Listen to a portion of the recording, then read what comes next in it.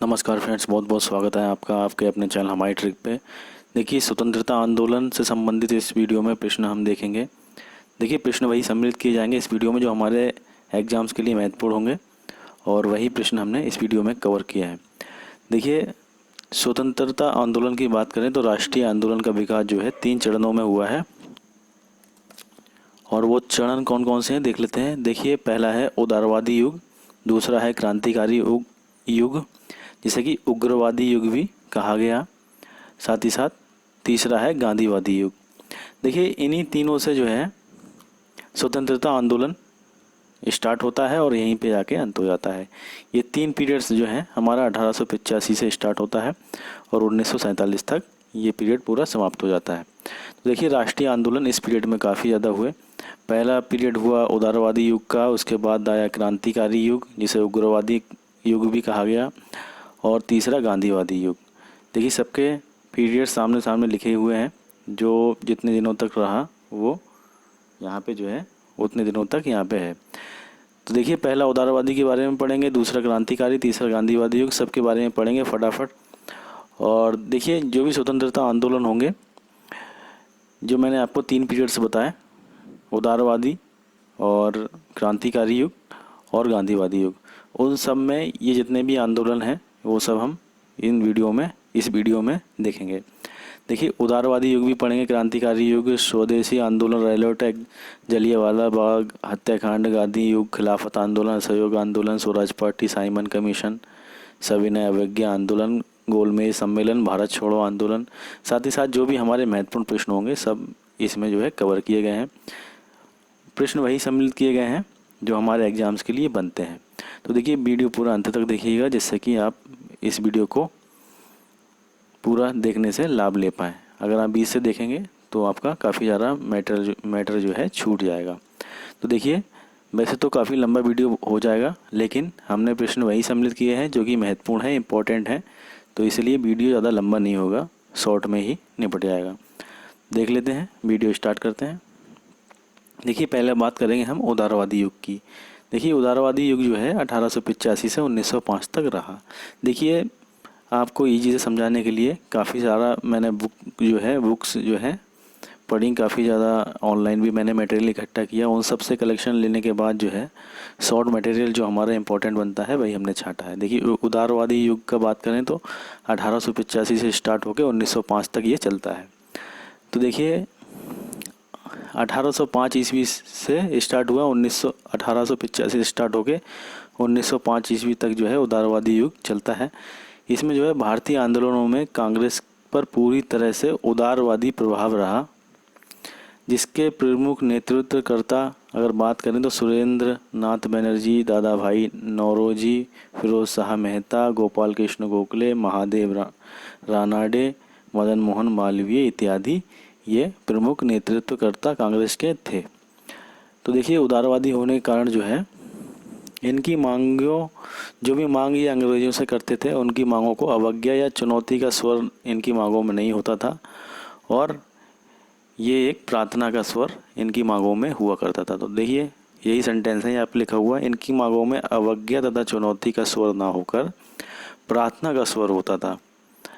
तो यही जो है उदारवादी होने का सबसे बड़ा परिचय है। उदारवादी जो है जितने भी थे वो सब पश्चिमी सभ्यता विचारों से प्रभावित थे। देखिए,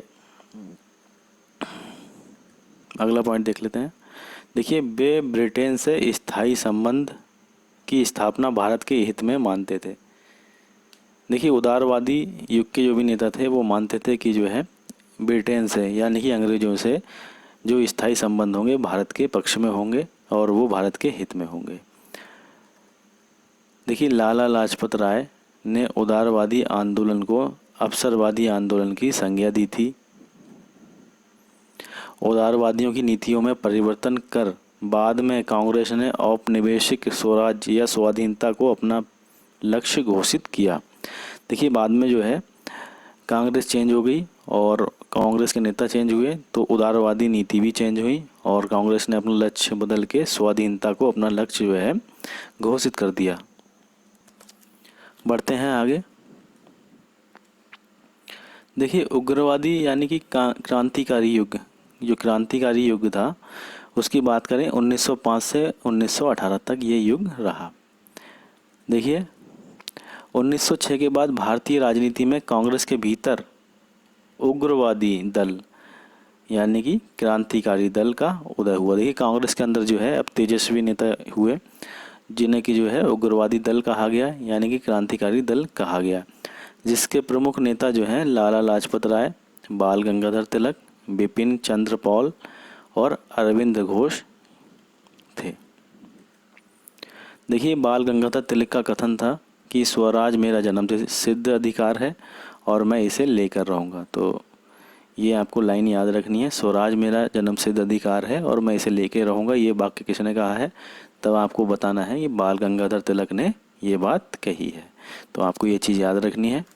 देखिए प्रश्न वही सम्मिलित किए गए हैं जो आपके एग्जाम्स के लिए महत्वपूर्ण है। अगला प्रश्न देख लेते हैं। देखिए अगला पॉइंट है 16 अक्टूबर 1905 को बंगाल विभाजन की घोषणा के साथ भारतीयों का ब्रिटिश सरकार के विरुद्ध प्रथम सुनियोजित जन आंदोलन प्रारंभ हुआ। तो देखिए सबसे पहला कब, 16 अक्टूबर 1905 को जब बंगाल विभाजन हुआ था, यानी कि बंगाल विभाजन की बात है तो ये कब हुआ था, तो बंगाल विभाजन हुआ था 16 अक्टूबर 1905 को। इसके साथ बंगाल विभाजन के साथ ही ब्रिटिश सरकार के विरुद्ध जो है जन आंदोलन का प्रारंभ भी हो गया था। देखते हैं अगले पॉइंट्स में। देखिए स्वदेशी आंदोलन के दौरान जो है विदेशी वस्तुओं के बहिष्कार का सुझाव सबसे पहले कृष्ण कुमार मिश्रा ने अपने पत्र संजीवनी में दिया था। यानी कि स्वदेशी आंदोलन जब चल रहा था उसके दौरान जो ब्रिटिश वस्तुएं थीं उनका बहिष्कार करने का सुझाव जो है सबसे पहले कृष्ण कुमार मिश्रा ने अपने पत्र संजीवनी में दिया था। देखते हैं अगले पॉइंट्स में। देखिए स्वदेशी आंदोलन को पंजाब जो क्षेत्र है उसमें लाला लाजपत राय और अजीत सिंह ने मजबूती प्रदान की थी। सैयद हैदर रजा ने इसे दिल्ली में मजबूती प्रदान की थी। और स्वदेशी आंदोलन में और भी पॉइंट्स देखते हैं। तो देखिए स्वदेशी आंदोलन के अवसर पर रविंद्रनाथ टैगोर ने अमार सोनार बांग्ला नामक गीत लिखा, जो कि वर्तमान में बात करें तो बांग्लादेश का राष्ट्रीय गान है।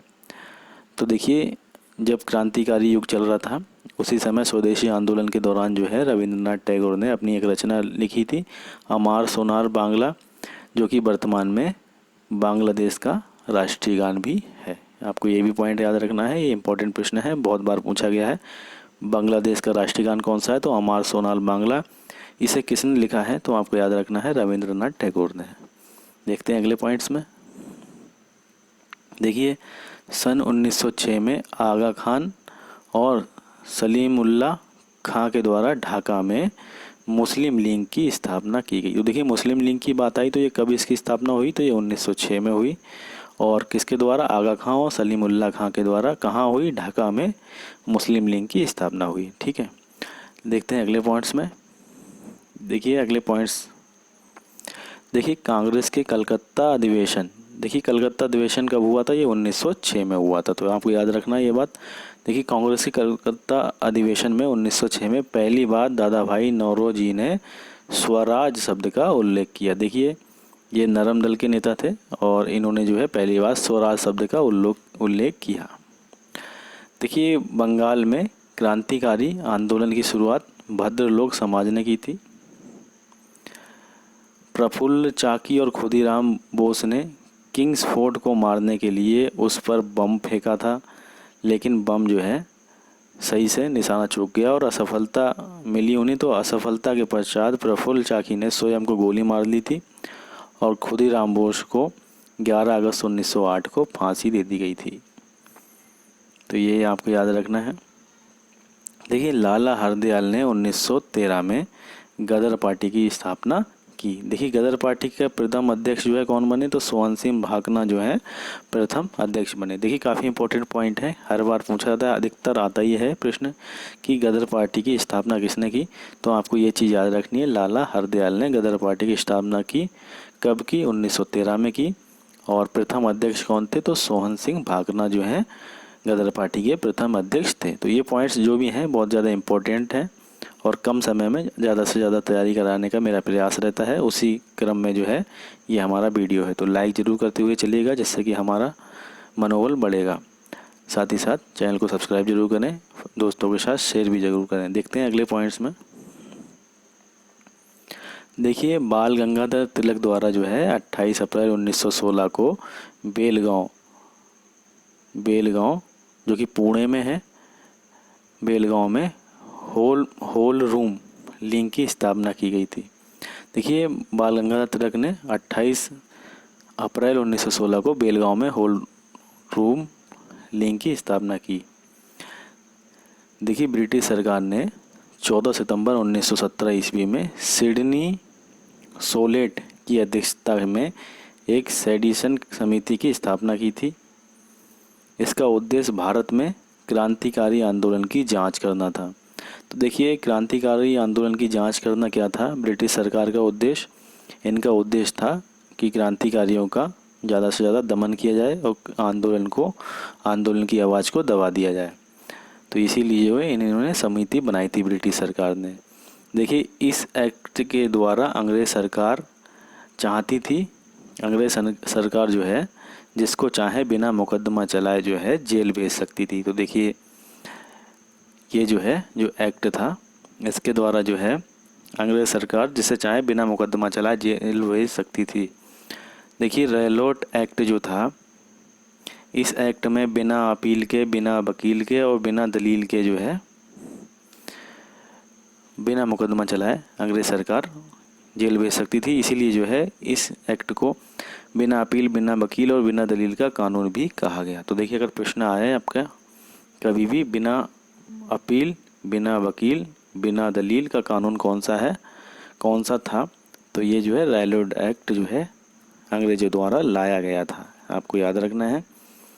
देखते हैं अगले पॉइंट्स में कुछ इम्पोर्टेंट फैक्ट। देखिए, गांधीवादी युग की बात करें, 1919 से 1947 तक गांधीवादी युग आज़ादी तक रहता है। देखिए, 13 अप्रैल 1919 को अमृतसर में जलियांवाला बाग हत्याकांड जो है हुआ था। कब हुआ था? बैसाखी के दिन हुआ था।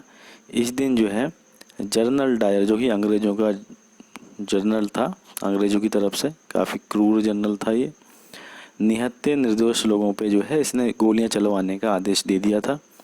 तो देखिए, जलियांवाला बाग हत्याकांड जो है इतिहास में काफ़ी जो है अंग्रेज़ों द्वारा किए गए अपने कृत्यों में काफ़ी काला अध्याय है।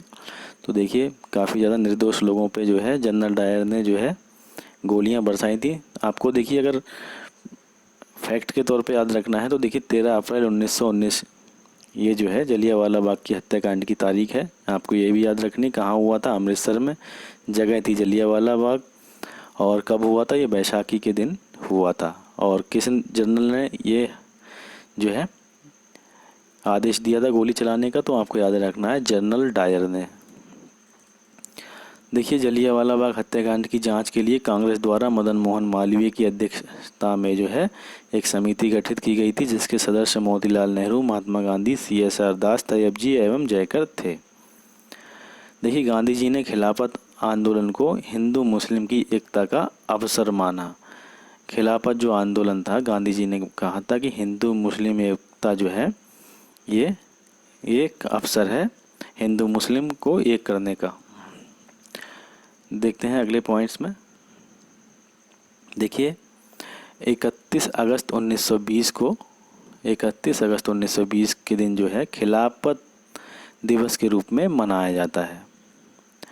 1 अगस्त 1920 को गांधी जी ने असहयोग आंदोलन शुरू किया था। तो देखिए, असहयोग आंदोलन की बात आई तो आपको याद रखना है ये कब स्टार्ट हुआ था? 1 अगस्त 1920 को। किसने स्टार्ट किया था? गांधी जी ने। देखिए, असहयोग आंदोलन के कारण क्या क्या थे?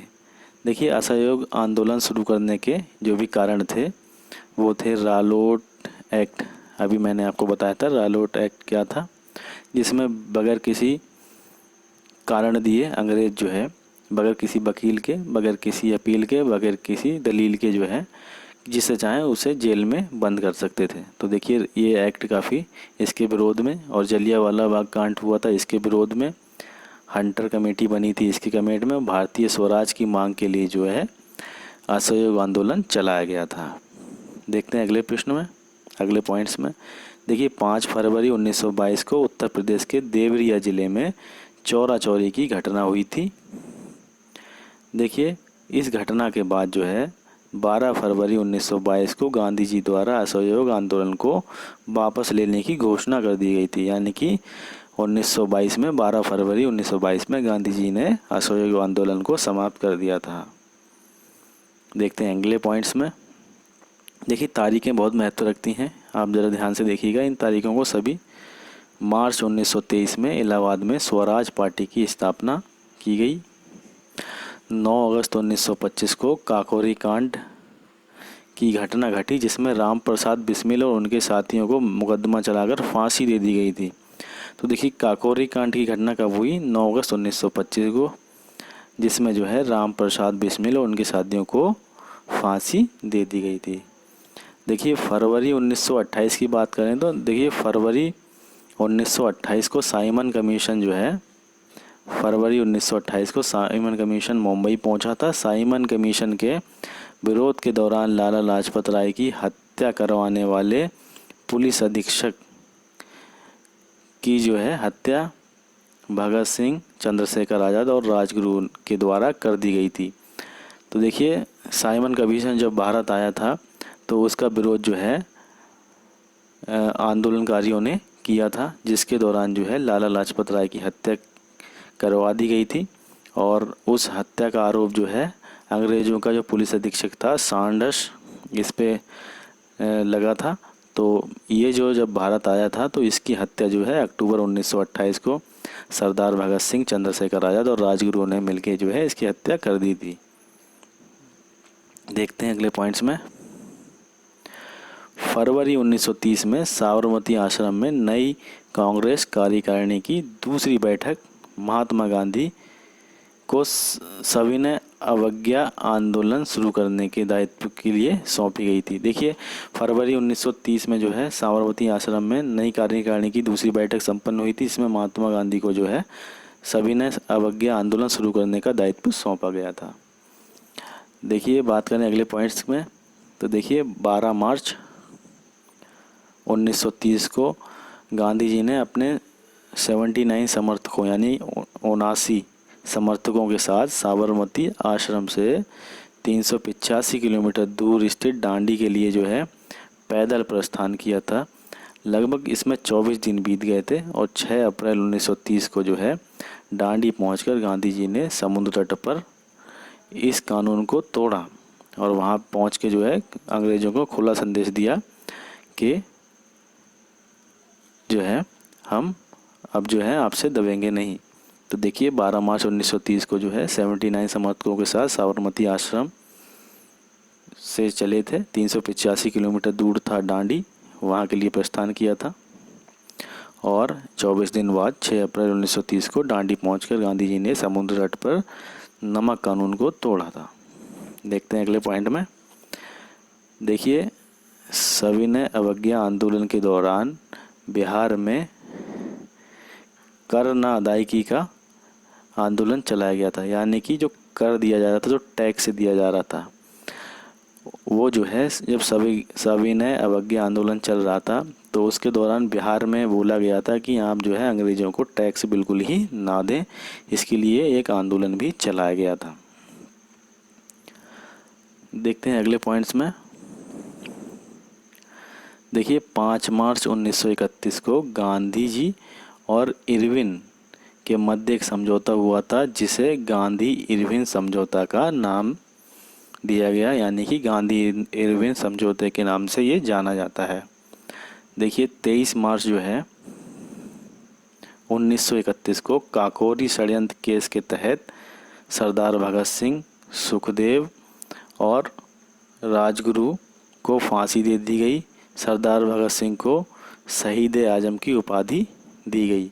देखिए सरदार भगत सिंह को शहीद आजम कहा जाता है। देखिए यहाँ पर अगर पॉइंट्स की बात करें तो गांधी इरविन समझौता किस वर्ष हुआ था, ये आपका प्रश्न बनेगा। तो आपको बताना है 5 मार्च 1931 को हुआ था और काकोरी षड्यंत्र के तहत सरदार भगत सिंह, सुखदेव और राजगुरु को फांसी कब दी गई? तो 23 मार्च 1931 को दी गई। शहीद ए आजम किसे कहा जाता है? तो आपको राइट आंसर लगाना है भगत सिंह। सरदार भगत सिंह को जो है शहीद ए आजम कहा जाता है।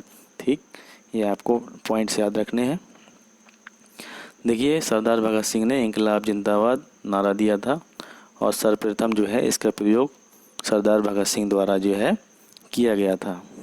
इसके बाद जो है इकबाल ने भी इस नारे को बुलंद किया था। तो सबसे पहले इस नारे का प्रयोग जो है इंकलाब जिंदाबाद के नारे को सरदार भगत सिंह द्वारा प्रयोग में लाया गया था। देखते हैं अगले पॉइंट्स में। देखिए, इसी दौरान जो है 1 सितंबर 1939 को द्वितीय विश्व युद्ध प्रारंभ हुआ था। इस समय भारत के तत्कालीन वायसराय कौन थे? Lord Linlithgow. तो आपको ये याद रखना है कि द्वितीय विश्व युद्ध कब प्रारंभ हुआ? तो 1 सितंबर 1939 को ये प्रारंभ हुआ था और तत्कालीन वायसराय उस टाइम पे भारत के कौन थे? तो लॉर्ड लिनलिथगो, ये भारत के तत्कालीन वायसराय थे। तो ये आपको पॉइंट्स इंपॉर्टेंट हैं, आपको याद रखने हैं। देखते हैं अगले पॉइंट्स में। देखिए, सुभाष चंद्र बोस के राजनीतिक गुरु की बात करें तो कौन थे? तो देखिए, राजनीतिक गुरु थे देशबंधु चित्तरंजन दास, जो हैं सुभाष चंद्र बोस के राजनीतिक गुरु थे। देखिए, आज़ाद हिंद फौज की बात करें तो आज़ाद हिंद फौज का गठन जो है किसने किया था? तो ये गठन किया था मोहन सिंह ने। कहाँ किया था? मलाया यानी कि मलेशिया में किया था। और कब किया था? 15 दिसंबर 1941 को। तो ये पॉइंट्स आपको याद रखने हैं। देखिए, बाद में जो है जुलाई 1943 को रास बिहारी बोस द्वारा जो है आज़ाद हिंद फौज की कमान जो है सुभाष चंद्र बोस को सौंप दी गई थी। तो याद रखियो कि जुलाई 1943 को रास बिहारी बोस द्वारा आज़ाद हिंद फौज की कमान जो है सुभाष चंद्र बोस को सौंप दी गई थी। देखिए, आरंभ में कांग्रेस जो है भारत छोड़ो आंदोलन के पक्ष में नहीं थी। तो गांधी जी ने कहा था, एक लाइन कही थी, मैं देश के बालू से ही कांग्रेस से बड़ा आंदोलन खड़ा कर दूंगा। तो ये काफ़ी बड़ी बात कही गई थी गांधी जी द्वारा। देखते हैं अगले पॉइंट्स में। देखिए, अगला पॉइंट है 20 फरवरी 1947 को ब्रिटिश प्रधानमंत्री, जो कि उस टाइम पे एटली थे, इन्होंने ऐतिहासिक घोषणा की थी कि इसके तहत जो है जून 1948 से पहले ही अंग्रेज भारत छोड़ देंगे। तो काफ़ी बड़ी घोषणा हुई थी कि 20 फरवरी 1947 को ये घोषणा की थी ब्रिटिश प्रधानमंत्री एटली द्वारा कि जून 1948 से पहले ही अंग्रेज भारत छोड़ देंगे। देखिए, लेकिन माउंटबेटन ने कहा था कि 15 अगस्त 1947 को भारतीयों को सत्ता सौंपने का दिन निर्धारित कर दिया। देखिए, जब आंदोलन चल रहा था तो आंदोलन जो है जब क्रांतिकारियों के पक्ष में था, तब ब्रिटिश जो है समझ गए थे अब वो जो है नहीं जीत पाएंगे। तब ब्रिटिश प्रधानमंत्री ने 20 फरवरी 1947 को ये आश्वासन दिया था कि जून 1948 तक जो है अंग्रेज भारत को छोड़ देंगे, लेकिन तिथि जो है निश्चित नहीं की गई थी। लेकिन जो तत्कालीन वायसराय थे माउंटबेटन, उन्हें जो है अंग्रेज़ों से कुछ इंस्ट्रक्शन मिले होंगे, उसी हिसाब से उन्होंने जो है 15 अगस्त 1947 को भारतीयों को सत्ता सौंपने का दिन निर्धारित भी कर दिया था। देखिए, माउंटबेटन योजना के आधार पर ही 4 जुलाई 1947 को ब्रिटिश संसद में प्रधानमंत्री, जो कि ब्रिटेन के प्रधानमंत्री थे एटली, द्वारा भारतीय स्वतंत्रता विधेयक प्रस्तुत किया गया था, जिसे कि 18 जुलाई को स्वीकृति मिली। विधेयक के अनुसार भारत और पाकिस्तान 2 स्वतंत्र राष्ट्र जो है अलग अलग होंगे। तो देखिए, वे ब्रिटेन में उनकी संसद में घोषणा की गई थी 4 जुलाई 1947 को वहाँ के प्रधानमंत्री, ब्रिटेन के प्रधानमंत्री एटली द्वारा कि एक विधेयक पारित किया गया था 18 जुलाई को, जिसके अनुसार जो है भारत के जो है 2 पार्ट बना दिए गए, जिसके नाम जो है भारत तो मूल स्थान रहा ही, लेकिन जो दूसरा टुकड़ा था उसका नाम पाकिस्तान कर दिया गया। दोनों राष्ट्र जो हैं स्वतंत्र घोषित कर दिए गए। देखिए, आखिरकार जो है आज़ादी मिली 15 अगस्त 1947 को भारत स्वतंत्र हुआ, जो कि हमारा स्वतंत्रता दिवस मनाया जाता है। और स्वतंत्रता प्राप्ति के समय की बात करें तो उस टाइम के ब्रिटेन के प्रधानमंत्री क्लीमेंट एटली, पूरा नाम एटली का था, क्लीमेंट एटली था। तो ये आपको कुछ इम्पोर्टेंट प्रश्न है, ये याद रखने हैं। देखिए कांग्रेस के अध्यक्ष उस समय जेपी कृपलानी थे। स्वतंत्र भारत के प्रथम वायसराय की बात करें तो लॉर्ड माउंटबेटन थे। स्वतंत्र भारत के प्रथम वायसराय कौन थे? Lord Mountbatten. प्रथम भारतीय एवं अंतिम वायसराय, प्रथम भारतीय एवं अंतिम वायसराय। देखिए पहले भारतीय थे और वायसराय की पोस्ट उसके बाद जो है ख़त्म कर दी गई थी, यानी कि अंतिम वायसराय कौन थे? तो ये थे चक्रवर्ती राजगोपालाचार्य हुए, यानी कि वो पहले वायसराय थे भारतीय और अंतिम वायसराय थे, इसके बाद जो है पोस्ट ख़त्म कर दी गई थी ये। तो ये नाम आपको याद रखना है, चक्रवर्ती राजगोपालाचारी। तो देखिए जो भी इम्पोर्टेंट फैक्ट थे, जो भी महत्वपूर्ण थे, वो सभी इस वीडियो में डिस्कस किए गए। उम्मीद है आपने जो है पूरा वीडियो देखा होगा और आपने इसका लाभ लिया होगा। देखिए प्रश्न वही सम्मिलित किए गए थे जो आपके एग्ज़ाम्स के लिए महत्वपूर्ण थे। काफ़ी कम समय में काफ़ी ज़्यादा जो है नॉलेज जो है आपको प्रोवाइड करा दी गई। उम्मीद है आपको वीडियो अच्छा लगा होगा। इसी तरह के और वीडियो देखना चाहते हैं, चैनल को सब्सक्राइब जरूर करें। वीडियो अच्छा लगा हो, हमारी मेहनत अच्छी लगी हो तो लाइक करें, कोई मन में शंका हो तो कमेंट करें, और साथ ही साथ किसी व्हाट्सएप ग्रुप, टेलीग्राम ग्रुप पे हैं तो वीडियो को शेयर ज़रूर करें। बहुत बहुत धन्यवाद, आपका समय बहुमूल्य है, सदुपयोग करें।